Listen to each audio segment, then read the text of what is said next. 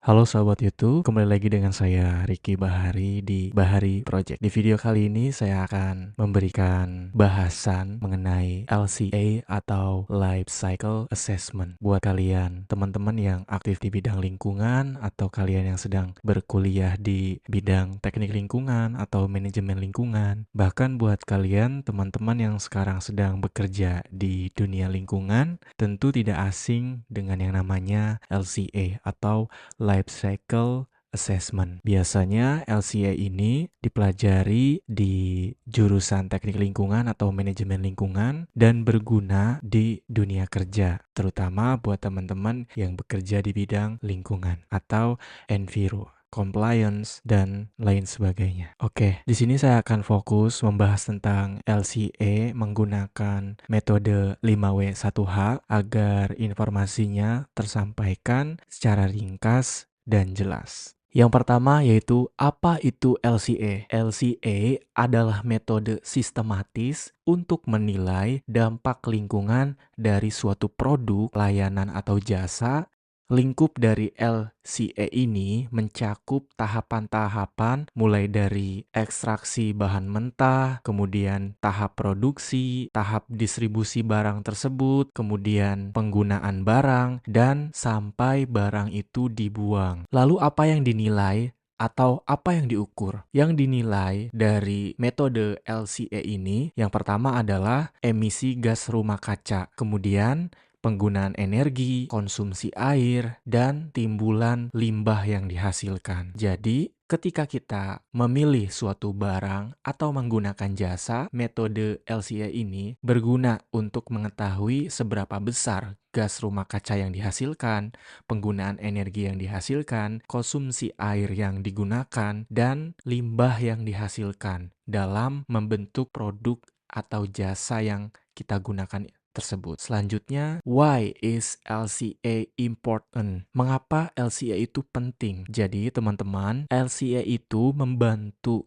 kita baik secara individu maupun organisasi atau perusahaan mungkin ya, jika teman-teman menjadi seorang penyedia jasa konsultan atau bagi teman-teman yang bekerja di suatu perusahaan, LCA ini membantu untuk mengambil keputusan. Keputusan apa? Keputusan kebijakan-kebijakan lingkungan yang perlu diterapkan di perusahaan tersebut. Jadi, agar kebijakan lingkungan tersebut tepat sasaran sesuai dengan analisa. Dengan metode LCA ini, kita dapat mengetahui hotspot environmental atau titik panas lingkungan dalam siklus hidup suatu produk. Maksudnya apa? Yang seperti dijelaskan sebelumnya, dengan LCA kita dapat mengetahui dampak lingkungan krusial yang mungkin terjadi jika kita menggunakan produk atau jasa atau barang tersebut. Lalu, LCA ini juga mempunyai manfaat untuk mengurangi konsumsi sumber daya dan emisi tentunya. Selanjutnya, kenapa LCA ini penting? Yaitu dengan kita menerapkan atau menggunakan metode LCA, kita dapat mengurangi konsumsi energi atau sumber daya dan emisi yang dikeluarkan. Kemudian, dengan kita menerapkan metode LCA ini juga, kita dapat membandingkan produk alternatif atau proses alternatif dalam mengolah suatu produk atau jasa yang lebih ramah lingkungan. Selanjutnya, LCA ini juga dapat memberikan kemudahan suatu perusahaan mengklaim produknya itu ramah lingkungan. Contoh nyatanya yaitu pelabelan atau ekolabel dalam suatu produk. Contohnya, pada produk tisu ataupun kertas, perusahaan dapat memberikan label ramah lingkungan dalam produknya dengan satu syarat, yaitu perusahaan telah melakukan analisa LCA. Biasanya ini salah satu syarat ya untuk mendapatkan ekolabel. Selain itu juga, tentu ketika perusahaan menjalankan suatu usaha atau membuat produk menggunakan bantuan LCA, itu dapat sejalan dengan peraturan dan tujuan keberlanjutan pemerintahan. Kemudian, siapa sih yang menggunakan LCA? seperti yang dijelaskan di awal, sebenarnya kita tahu ya siapa saja yang bisa menggunakan LCA ini. LCA ini banyak diterapkan oleh yang pertama, industri dari sektor manufaktur, otomotif, energi, dan industri pengemasan. Selanjutnya, pembuat kebijakan atau pemerintah. Nah, ternyata pemerintah juga dapat menggunakan metode LCA untuk membuat kebijakan. Kebijakan apa? Kebijakan lingkungan untuk membuat peraturan-peraturan yang akan diterapkan di suatu daerah bahkan negara. Selanjutnya yaitu peneliti. Peneliti dapat menggunakan metode LCA untuk meningkatkan atau mempelajari dampak lingkungan itu sendiri sehingga memberikan ide-ide baru tentang teknologi baru yang lebih ramah lingkungan. Dan tidak kalah menarik yaitu konsumen. Konsumen seperti kita secara individu bisa menggunakan metode LCA untuk memilih produk yang kita akan beli. Pernahkah kalian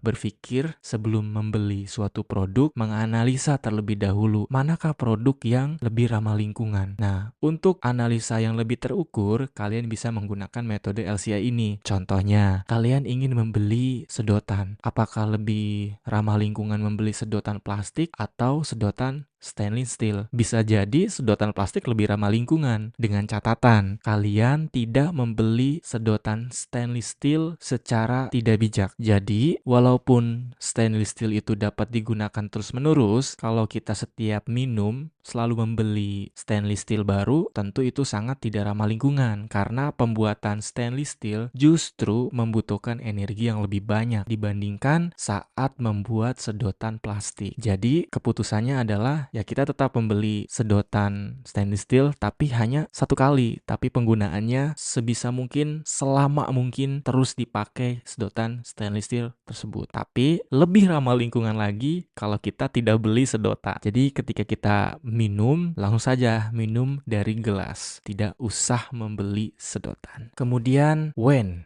is LCA conducted? Kapan LCA dilakukan? Yang pertama, selama pengembangan produk baru untuk memilih desain atau bahan yang lebih ramah lingkungan. Kemudian yang kedua, sebelum meluncurkan teknologi baru untuk mengevaluasi dampak lingkungannya. Selanjutnya yang ketiga, saat melakukan audit lingkungan untuk memenuhi persyaratan kepatuhan. Selanjutnya yaitu bisa digunakan untuk menilai proses yang sudah berjalan. Jadi kita assess ulang apakah proses yang sudah berjalan ini perlu dilakukan improvement terkait proses-proses atau bahan-bahan yang lebih ramah lingkungan. Next, where is LCA applied? Di mana LCA diterapkan? Yang pertama secara global untuk menilai produk dengan rantai pasokan internasional. Kemudian di bidang industri seperti yang dijelaskan di awal bahwa LCA ini bisa diterapkan di industri konstruksi, energi, kemudian consumer goods atau barang konsumen itu juga bisa kita terapkan metode LCA. Nah, yang terakhir adalah bagaimana metode LCA ini kita terapkan seperti apa? Jadi, teman-teman, LCA ini kita terapkan berdasarkan standar ISO 14040